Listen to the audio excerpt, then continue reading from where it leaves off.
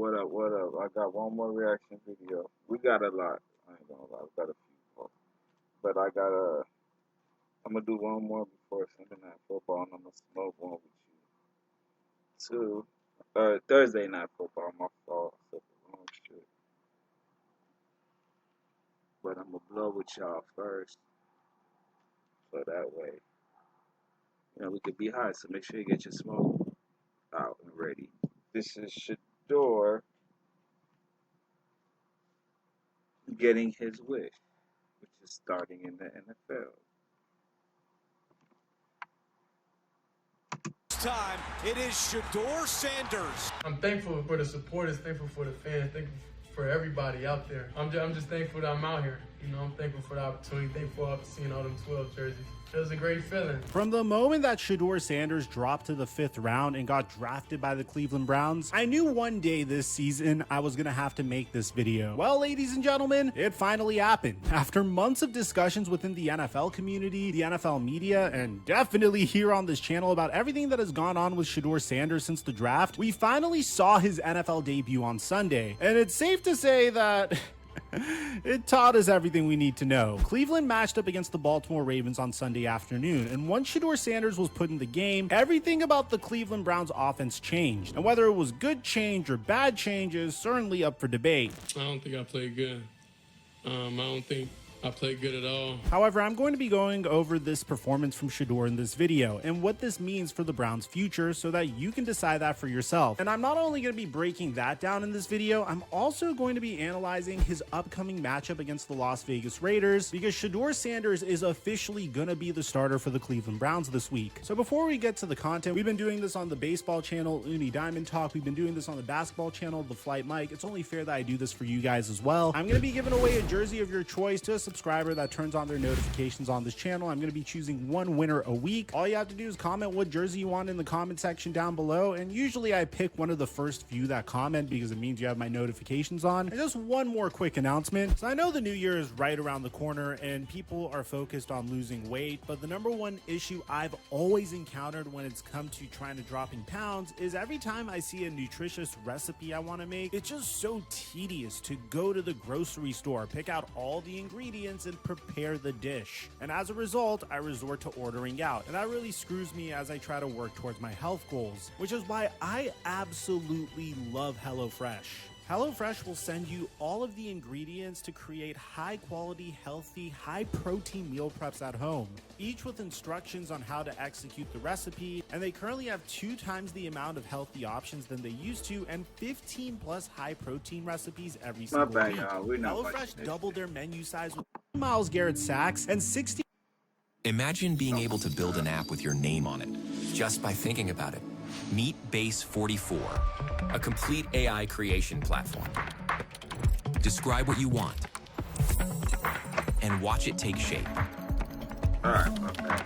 My mic should be up. I don't know, sometimes you can plan, my customize, mic turns down on its own. I don't know why it does that, but I should be turned all the way up. Passing yards on 70% completion from Dillon Gabriel. However, coming out of the half, Gabriel ended up in concussion protocol. And after a stagnant opening second half drive from the Ravens, Shedeur Sanders trotted onto the field to a huge ovation. And honestly, I think it was the loudest that Huntington Bank Field has been all season long. After 2 months of watching Dillon Gabriel play the least threatening football possible, Browns fans finally got what they wanted, and the excitement in the stadium was evident. Unfortunately for them, what happened once Shedeur got his shot was rough to say the least.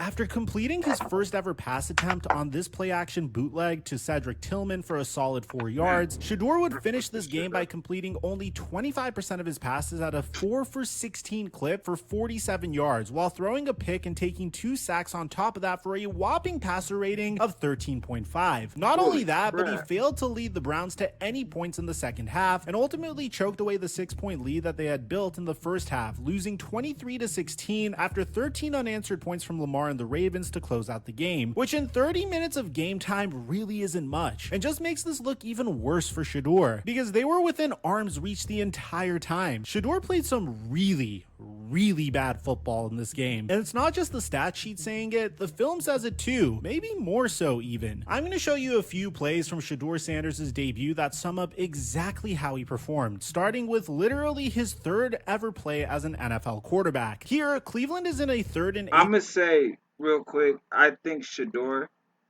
deserves some grace, bro. Because he's a rookie. He a rookie.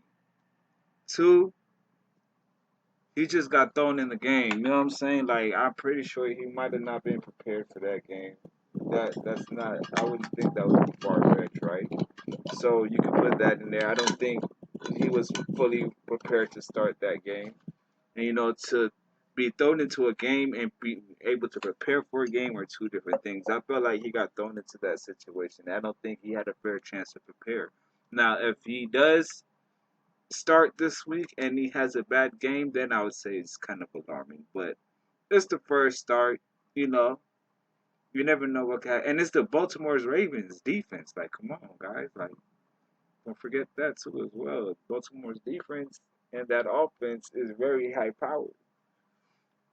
Situation with the ball at their own 27-yard line. In this situation, every yard is crucial because even if you don't get the first down, a few yards on your 3rd down play would put your punter in a better position to give the other team the worst field position possible on the ensuing drive. And what Baltimore is lined up in here pre-snap should actually help Shedeur Sanders accomplish that. Baltimore lines up with 7 guys on the line of scrimmage, ready to scream at Shedeur, which in turn should give him a quick, easy decision considering the fact that he has 3 receivers on his left with only 2 defensive backs playing them. Sure, Baltimore has 2 defensive backs up top in Nate Wiggins and rookie Malachi Starks, but Wiggins is literally on the opposite side of the field, where the only receiving options for Cleveland are David Njoku and potentially running back Jerome Ford, and Starks is playing free safety, preventing anything over the top. Now, there is a good chance that Baltimore stunts this, because defensive coordinator Zach Orr loves to have a bunch of guys line up like blitzers and then drop back into pass coverage, but in that case, Shedeur would have more time in the pocket to read that and make a play as opposed to having unaccounted for pressure in his face. Well, once the ball is snapped, we see a couple of things.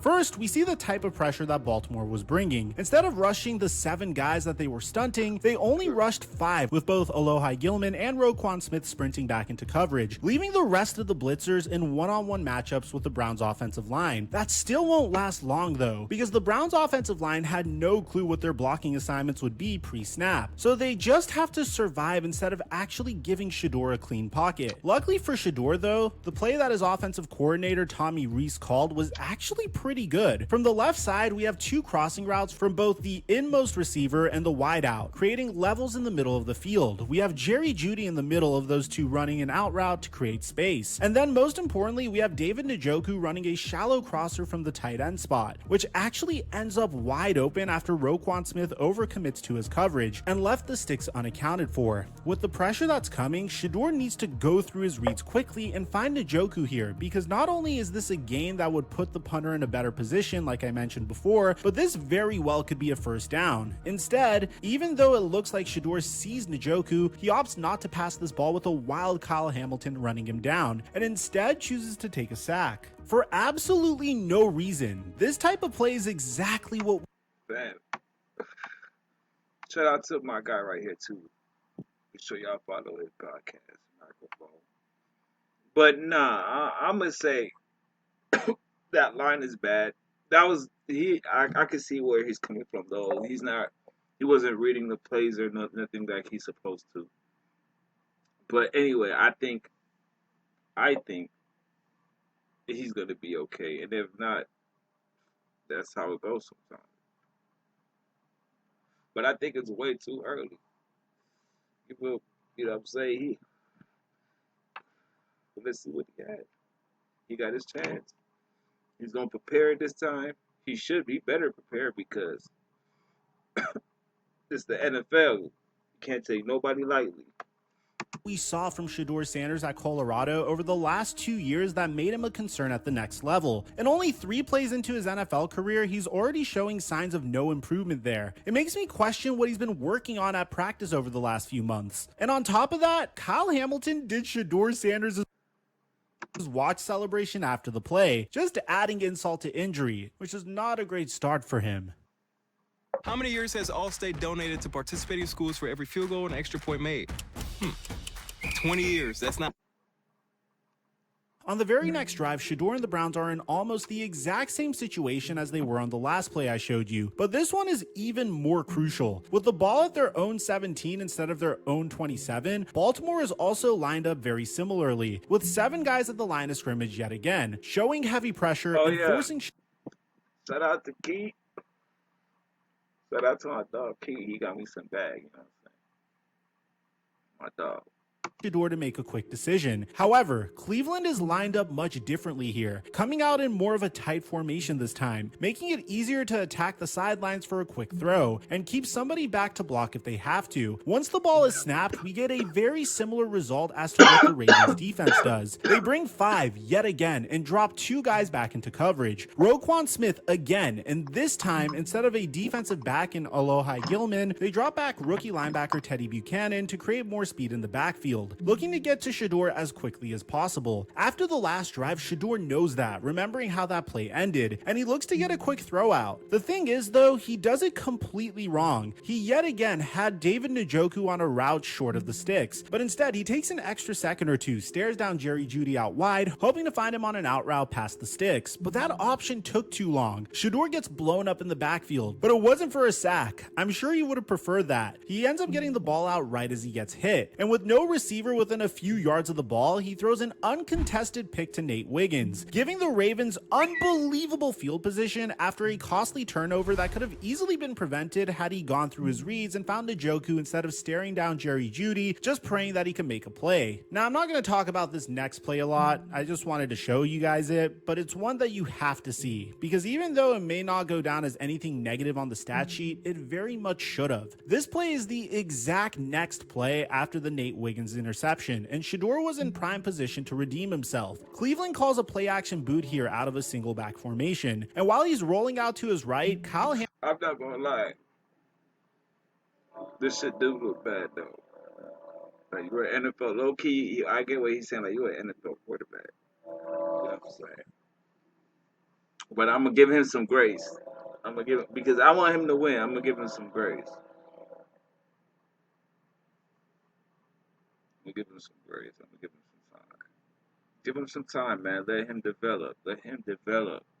Hamilton is chasing him down like a madman because of how quickly he reads this play. But once he realizes what's going on, he hesitates to cover David Njoku, who's trailing behind, and looks to be who the play is drawn up for. Shedeur sees this, hesitates because he knows that it could be a turnover, and then still decides to throw it to Njoku anyway. Of course, Hamilton was there, and he's lucky that Hamilton dropped this ball, because this would have been back-to-back picks on back-to-back plays to give Baltimore elite field position on back-to-back drives. It was just some rough decision making from Shedeur over here. The last play is arguably the worst one he had all day, and it is the epitome of Colorado's Shedeur Sanders. On yet another 3rd and medium, Shedeur has the opportunity to finally make up for... It was USC after swat. So, the last few 3rd downs and actually convert against a Ravens blitz that you know is coming. Baltimore sends 5 on this play with Kyle Van Noy sitting back as a spy, leaving 5 guys back deep to cover the entire field. Funny enough though, that ended up being enough, and Cleveland's receivers more or less got strapped on this play. With pressure looming, Shedeur should have thrown the ball away here instead of trying to play Superman and make a play like he did back in college. But the inexperienced quarterback is always... Yeah, it's the NFL, my nigga. Step up in the pocket and if there was a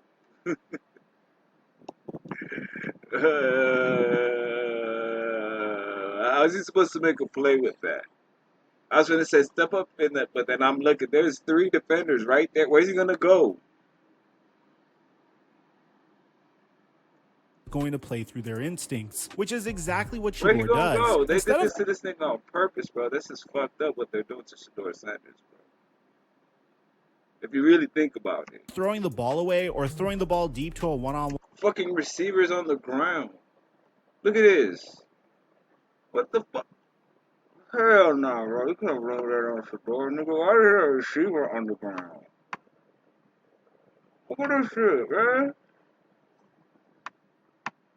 Shedeur Shedeur sees this, hesitates because he knows But that you're it not could be gonna a bench the turnover, and receivers then on the still ground. decides to throw it to Njoku anyway. Oh, Of that's course, smart. Hamilton was there, and he's No, lucky that's that the Hamilton dropped this interception ball, play. because this would have been back-to-back picks on back-to-back plays to give That was a Baltimore bad throw. elite field position on That was a back-to-back horrible drives. throw. It was just some rough decision making.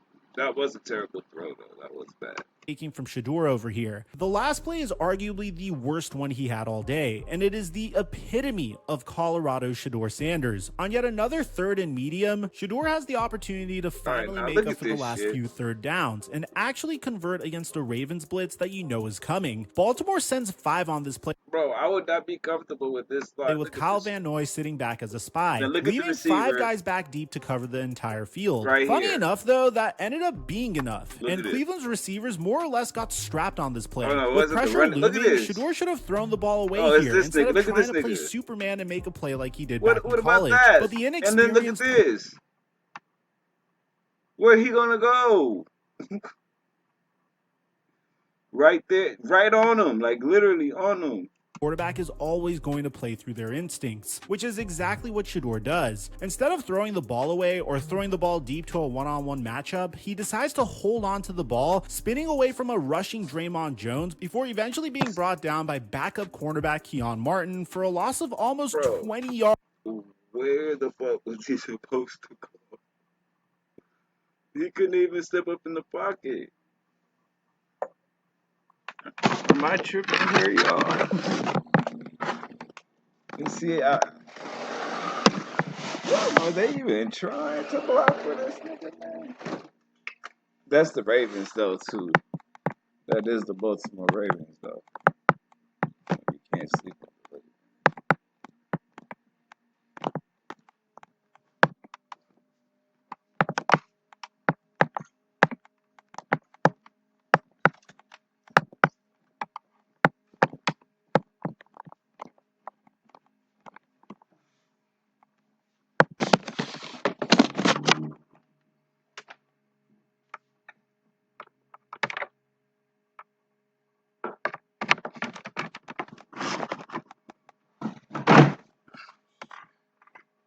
Ravens. That is But if y'all been watching my shows, man, thank you. I really appreciate it.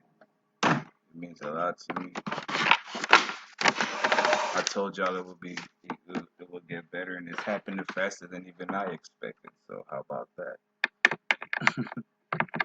From the volume to everything, you know. absolutely absurd and should never happen. Shedeur Sanders continuously made boneheaded plays in this game, and it resulted in one of the worst halves of football I've seen all year. Now, there have been people online giving him the benefit of the doubt, saying that he underperformed in this game because he didn't play any snaps with the first team offense. And while yes, that is important, it's not like he was named the starter before this game and didn't get those snaps. He came in as the backup. Every backup quarterback in the league is in the same position that Shedeur was in coming into this game, and none of them get first team reps, because why would they? Dylan Gabriel was expected to start, and he did start. So, And that's what I'm saying. I don't feel like he was prepared in this game. of course, he's going to be the one getting those first team reps. And now that Dylan Gabriel hasn't been cleared for next week, Shedeur Sanders is going to get one more chance against the Las Vegas Raiders. This machine could change t-shirt printing forever. I printed this t-shirt with the back. So Cleveland is now preparing Shedeur for his first ever NFL start next Sunday against the Las Vegas Raiders. And honestly, the stakes couldn't be higher. This is either going to be Shedeur's redemption story where he proves all the doubters wrong and shows why he should have been a first round pick, or this is going to be the Look, see, there was potential there, and when he spun around, that was all right. But the thing is are they gonna block? You know what I'm saying? This is the Cleveland Browns we're talking about. The fact that he's on the Cleveland Browns, we got to think about that for real. It's not like he on any other team, bro. This is the Browns. Beginning of the end for his career before it Look at even that really throw. starts. There's no in between here, and what makes close. this situation even more fascinating is the absolute circus that is surrounding Offensive line again, bro. What the fuck is he supposed to? What is he supposed to do with that? What he supposed to do with that? Tell me. Y'all tell me what he supposed Stakes to do with that. couldn't be higher. This is either going to be Shedeur's redemption story where he Running proves for his all dear the life. doubters wrong and shows why he should have been a first-round Running pick, for his or this is going to life. be the beginning of the end for his career before it even really starts. There's no in-between here, and what makes this situation even more fascinating That's not his fault, bro. Come on, man. Let's be realistic.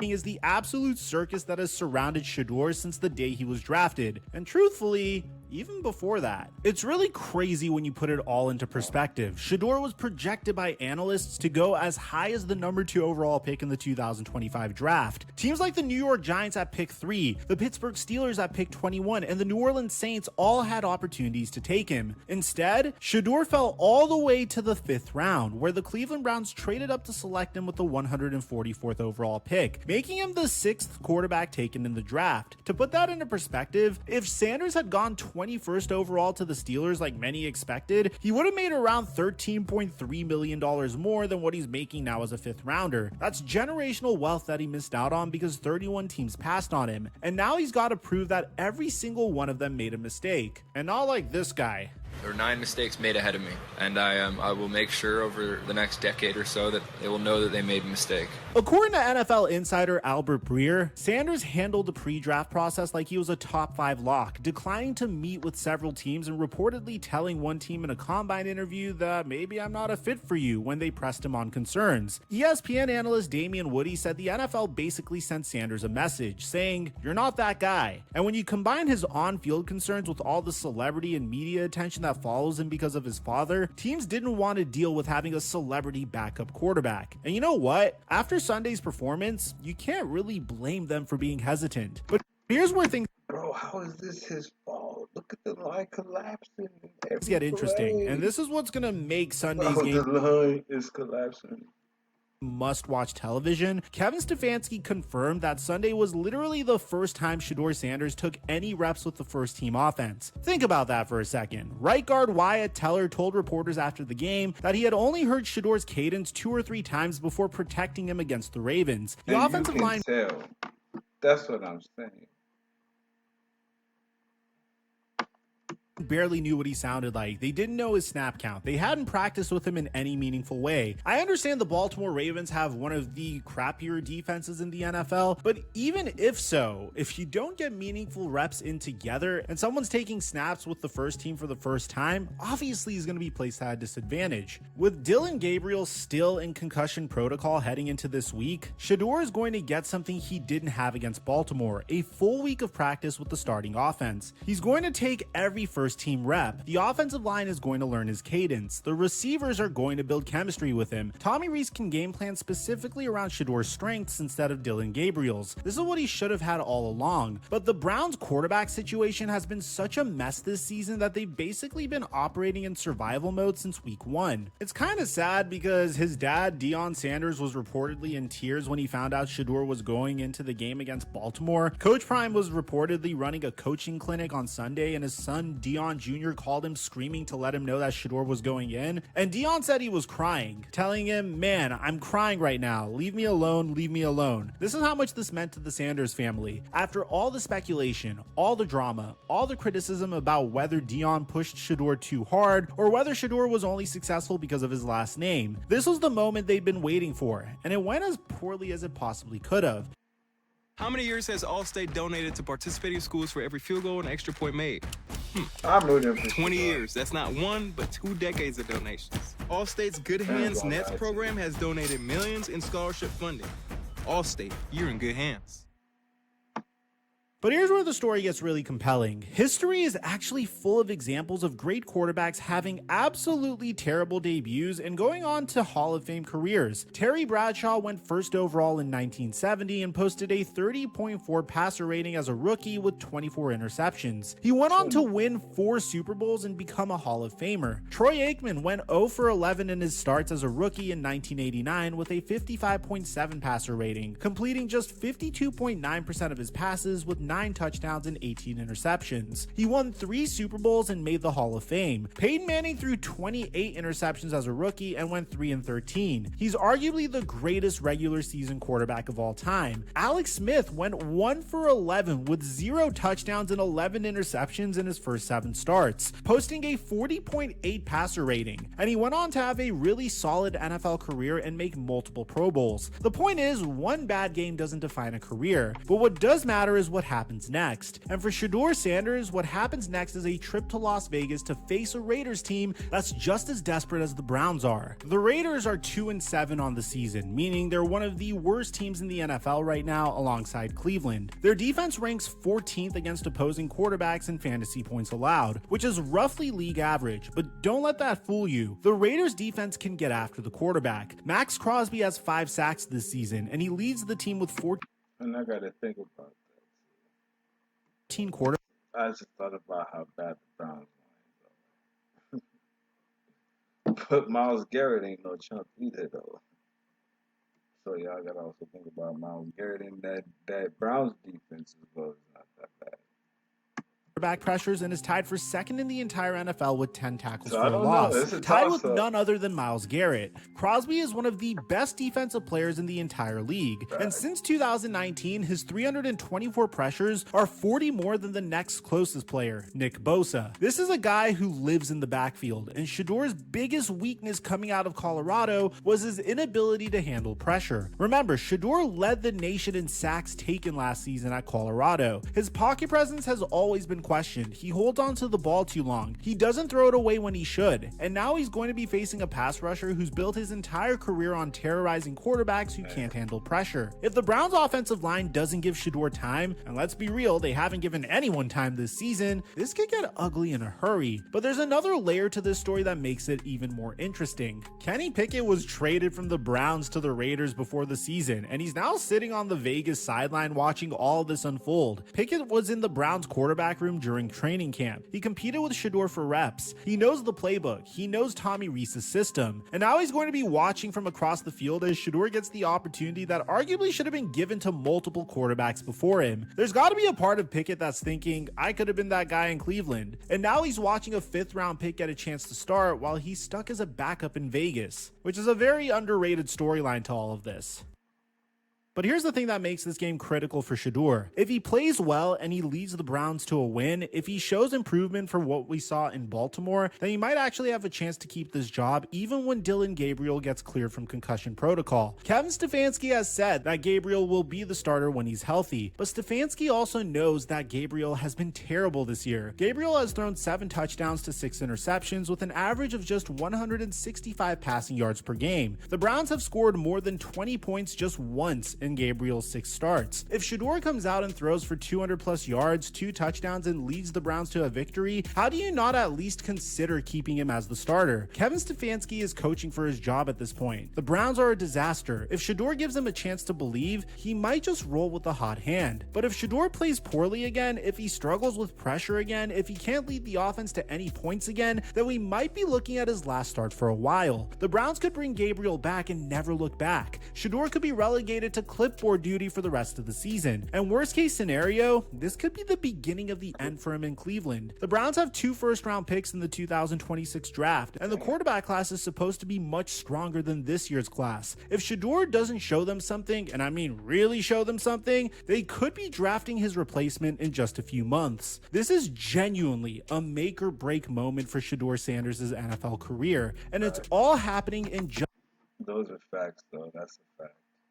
just his 2nd game. He's 23 years old, and he's already facing a moment that could define the rest of his professional life. The pressure is immense. The expectations are somehow both sky high and rock bottom at the same time, and he's doing it all with the entire football world watching, waiting to see if the son of primetime can live up to even a fraction of his father's legacy. After the Baltimore game, Shedeur took full responsibility. I don't think I played good. I don't think I played good at all. Myles Garrett defended him, saying he wanted to pin it on himself and his performance, but we're not going to allow him to do that. The locker room believes in him. His teammates have his back. Now he just needs to go out and prove that the belief is warranted. The stage is set. The Raiders defense is waiting. Max Crosby is licking his chops, and Shedeur Sanders has 7 days to prepare for the most important game of his young career. Will he silence the doubters and prove that his draft fall was a massive mistake, or will he confirm what 31 NFL teams already believed, that he's just not ready for this level, that he doesn't deserve to be an NFL quarterback? We're about to find out, and honestly, I can't wait to see how this plays out. Let me know what you guys think about this in the comment section down below. What do you think is going to happen with Shedeur Sanders this week? Aside from that, I'm your boy Mike, and I'm dropping our mic until our next upload.